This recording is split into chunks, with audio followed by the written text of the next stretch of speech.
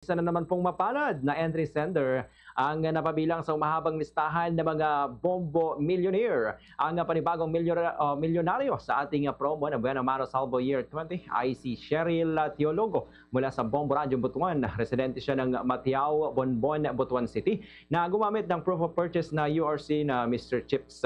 Apat naman na regional prizes winners ang nabunot mula Luzon, Visayas at Mindanao at NCR na tumanggap ng tig 50,000 pesos na premyo. Para sa Mindanao, ang nanalo mula sa Bombo Radio Jansan ay si Edward Bayato ng Pulumulok, South Cotabato na gumamit ng proof of purchase na Mega Cent Oil. Para naman sa Visayas, nanalo mula sa Bombo Radio Tacloban ay si Ronnie Gallo ng Barangay Villahermosa, Pagsanhan, Pasamar na gumamit ng proof of purchase na Efficacent Oil. Para sa Luzon, nanalo mula sa Bombo Radio Lawag ay si Vanessa Ballesteros ng Barangay 1, Lawag City na gumamit ng proof of purchase na Orocan. Para naman sa National Capital Region, ang nanalo mula sa Star FM Manila ay si Helen Motol, residente ng 90 Upper Molave Street, Payatas B, Quezon City, na gumamit ng proof of purchase na Universal Rubina o itong URC. Ang Buena Maro Salvo Year 20 ay isa na naman pong handog pasalamat ng Bombo Radio Philippines at Star FM sa mga tagapakinig mula Luzon, Visayas, Mindanao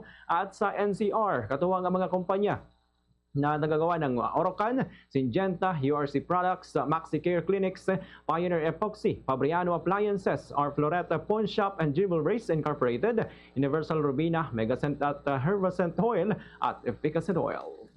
Fast sa radyo! Bombo!